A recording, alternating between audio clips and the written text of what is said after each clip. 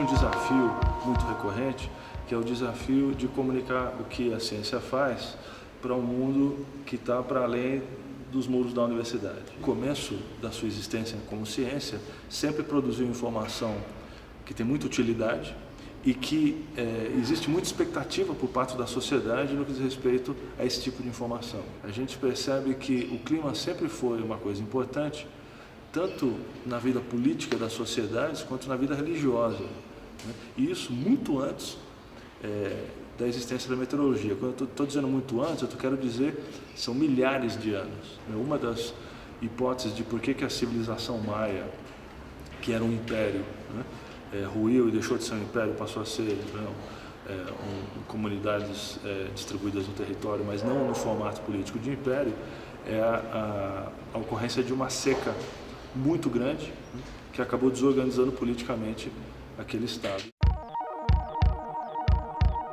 É nesse sentido que o projeto de pesquisa busca dar uma contribuição. O projeto de pesquisa foca exatamente na fronteira de comunicação entre quem produz a ciência e quem usa o conhecimento produzido pela ciência.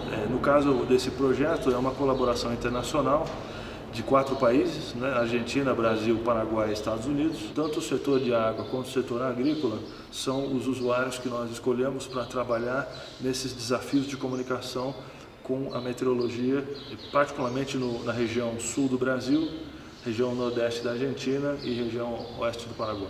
A informação científica raramente é uma informação de fácil utilização. Então, criou-se todo um campo de pesquisa científica justamente focado na tentativa de entender quais são os desafios e as dificuldades da forma como um campo científico, como por exemplo a meteorologia, quando ela produz informação e dissemina essa informação no mundo, o que acontece com essa informação? Um primeiro ponto importante, né? O que é uma boa informação para o meteorologista não é o que é uma boa informação para o jornalista.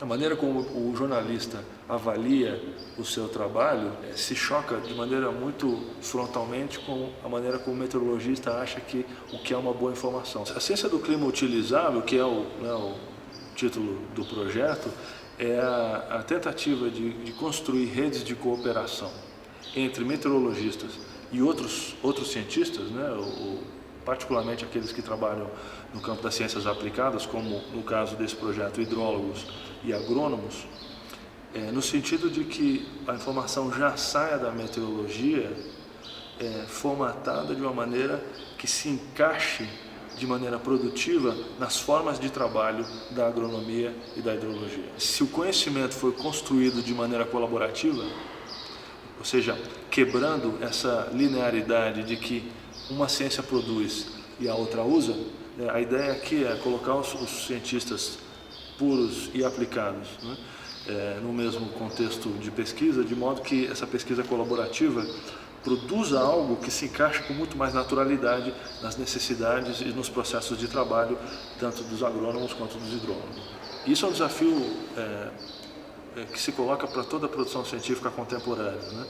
Que é a ideia de que se a ciência tem que chegar mais perto da sociedade, ela tem que levar a sério os contextos locais.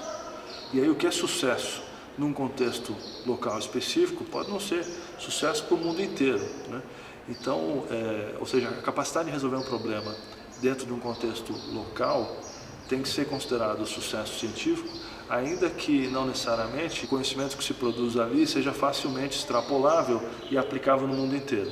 E aí quando as ciências sociais entram nessa colaboração, a coisa fica um pouco mais complexa. Por quê?